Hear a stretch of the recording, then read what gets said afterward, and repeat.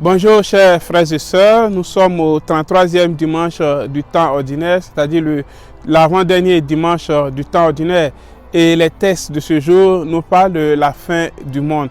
Je voudrais attirer notre attention sur trois expressions importantes pour ce dimanche.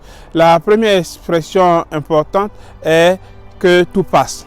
Tout passe. L'homme n'est pas éternel, ce qui l'entoure n'est pas éternel, ce qu'il a n'est pas éternel.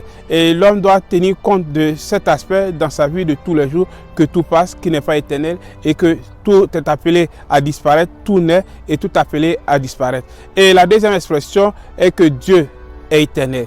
Dieu est toujours avec nous. Dieu n'a pas de commencement, Dieu n'a pas de fin, Dieu est toujours présent, il est éternel. Et sa parole est aussi éternelle et c'est ce qui sort de l'évangile. La troisième expression, c'est que nous serons jugés.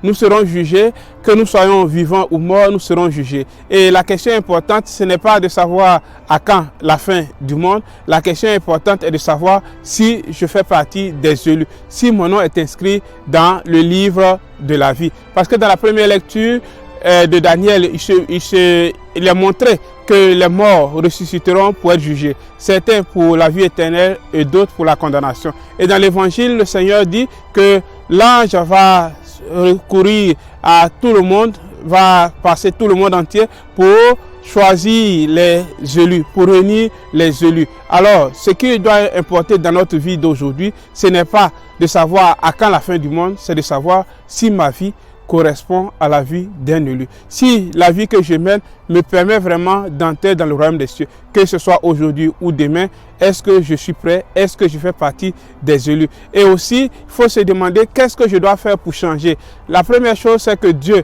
est là pour nous pardonner par la mort de Jésus-Christ. Et la seconde, c'est que nous devons prendre des résolutions qui nous fassent sortir du péché et vivre selon la volonté de Dieu.